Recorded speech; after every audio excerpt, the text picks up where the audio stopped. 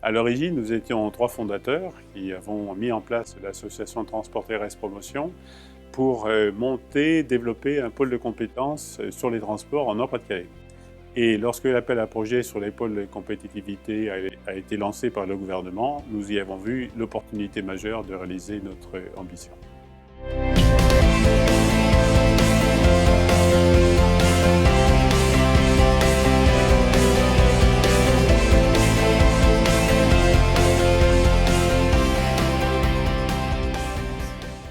L'objectif est de promouvoir l'innovation collaborative, c'est-à-dire donc des programmes, des projets qui aboutissent sur des produits, des services ou des procédés industriels, en associant différents types de partenaires qui sont des entreprises grandes, petites, même start-up, et des partenaires publics de la recherche, universités, écoles d'ingénieurs et autres centres de recherche publics.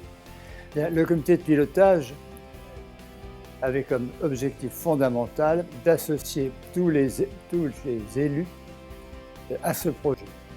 Car ce projet avait été porté par les universitaires et par les économiques, mais il fallait, pour qu'il réussisse, qu'il soit porté par les élus au sens large.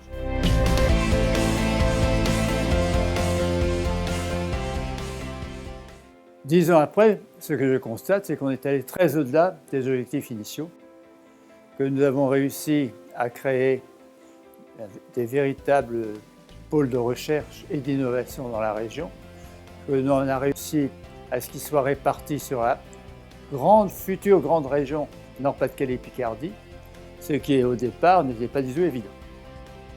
Alors 10 ans après, bien, le pôle c'est devenu une grosse machine avec une dizaine de salariés, des adhérents nombreux, des projets soutenus importants et c'est devenu une référence nationale dans le domaine des transports terrestres. Donc on a montré que les projets d'innovation collaborative, ça marche.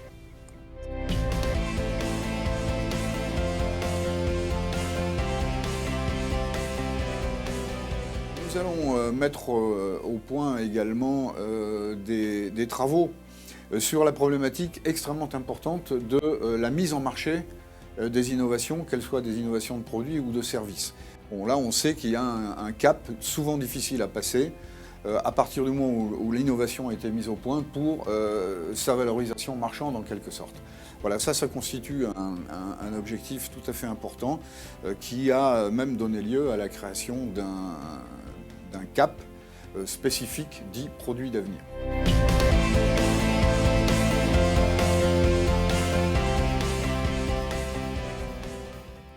Oui, effectivement, l'ENSIAM a été à la création de ce master ferroviaire. L'ENSIAM avait déjà eu l'idée, il y a quelques années, de mettre en place un master spécialisé pour répondre aux besoins d'experts, de formation d'experts dans le domaine du ferroviaire.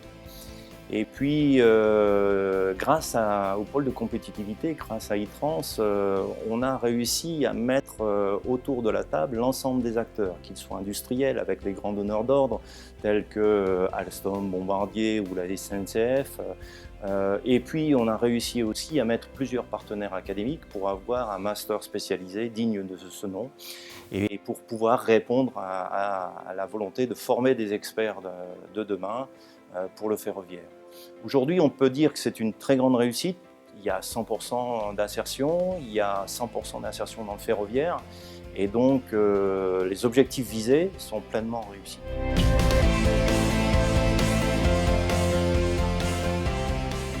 Le projet TTSA est né au printemps 2006 grâce à iTrans qui a réuni industriels et scientifiques sur le site d'un des industriels et nous a proposé de développer un projet de recherche et développement tous ensemble, ce que tout le monde a accepté et a pris en charge très rapidement. Et on est arrivé très vite à la mise en place d'un projet d'optimisation de la durée de vie de l'infrastructure et la diminution de la maintenance de l'infrastructure ferroviaire. France nous a apporté le contexte qui permettait effectivement de rencontrer les acteurs du ferroviaire et puis surtout de monter un projet de partenariat, puisque voilà, il fallait quand même avoir une bonne connaissance de l'environnement, etc. Donc ça a été vraiment fondamental. En plus, on connaît faciliter les choses. Et puis pour nous, c'était important parce que c'était la possibilité de valoriser tous les savoir-faire qu'on avait développés dans le secteur automobile et de les apporter dans le secteur ferroviaire en termes de surveillance, de diagnostic, etc. Et pour amener des savoir-faire nouveaux comme ça, il faut, je pense que le côté recherche est un côté important. Alors le projet est labellisé e-trans depuis pratiquement son début, avec comme objectif de rassurer les financeurs qui sont les OSEO, la région et l'Europe, à travers donc un pôle de compétitivité reconnu dans le domaine du ferroviaire, pour un projet qui s'adressait aux ferroviaires. Donc le fait d'avoir été labellisé e-trans a largement facilité l'obtention de financement auprès donc, des financeurs évoqués précédemment.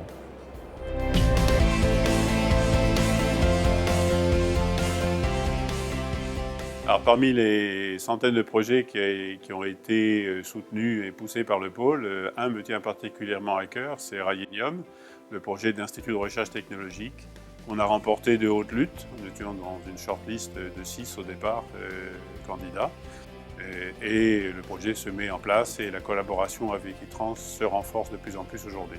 Lors de la préparation de la nouvelle phase, donc la phase 3.0, qui est actuellement en cours d'exécution, nous avons, comme beaucoup d'autres, jugé important d'associer à ces approches technologiques de l'innovation des approches complémentaires relevant des sciences dites sociales ou humaines et sociales, donc le management de l'innovation, l'économie, les aspects juridiques, l'organisation en tant que telle, quelque part le droit du travail et autres disciplines. Voilà, de façon à pouvoir présenter un projet réellement multidisciplinaire.